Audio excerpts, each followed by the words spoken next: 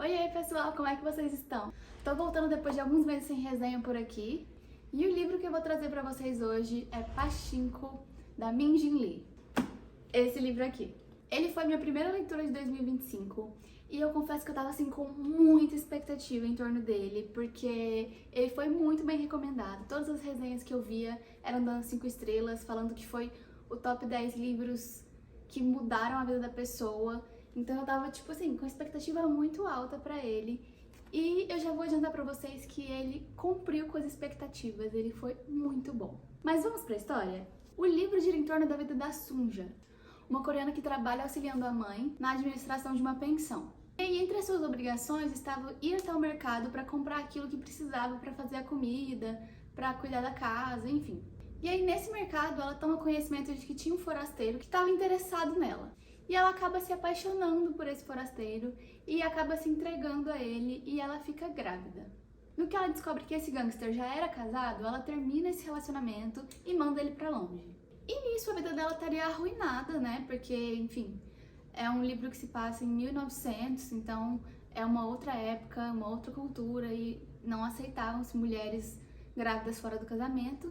A reputação dela é salva porque o Isaac, um pastor que estava hospedado na pensão da família dela, decide se casar com ela, dando o sobrenome dele para esse filho, mesmo não sendo dele. E a partir daí a história se desenrola, mostrando as 4 gerações dessa família. Uma coisa que chamou muito a minha atenção e que eu achei muito interessante é a forma como a autora mescla a história dos personagens, né, com o contexto histórico que eles estão inseridos. Você vai aprendendo ao longo da narrativa o contexto histórico, mas sem parecer uma aula de história. Então é bem legal e faz toda a diferença para você compreender o livro, para você compreender a mentalidade dos personagens, para você entender por que eles tomaram determinadas decisões. E essa belezinha aqui traz muito sobre o amor, seja ele na forma que ele se apresenta, né? Seja o amor romântico, seja o amor de filho, seja o amor de parentes, enfim, todas as formas de amor. Fala muito sobre o preconceito, né? Fala sobre a luta dos coreanos no Japão, como os japoneses eram preconceituosos com os coreanos.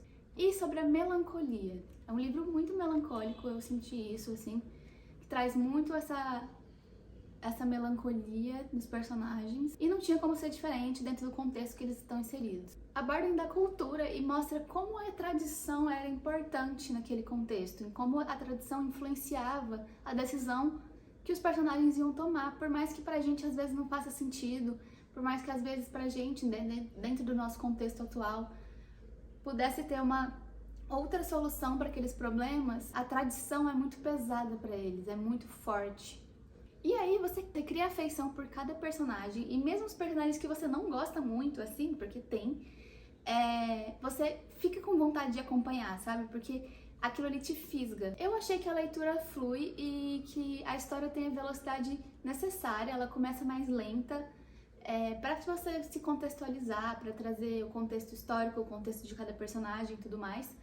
Mas depois, mais pro final do livro, ele vai acelerando bastante e fica até meio entrecortado assim as histórias. E aí a gente sente um pouco de falta de algumas narrativas de alguns personagens, mas isso não atrapalha, né? Foi uma escolha da autora de tornar o livro mais rápido. Bom, para finalizar, é um livro muito importante para entender um pouco sobre as tradições orientais e para a gente sair um pouco daquele meio norte-americano e europeu da literatura, sabe? É muito legal, é um livro muito bem escrito e que vale muito a sua leitura para 2025. E é isso, essa foi a resenha de Pachinko, eu espero que vocês tenham gostado.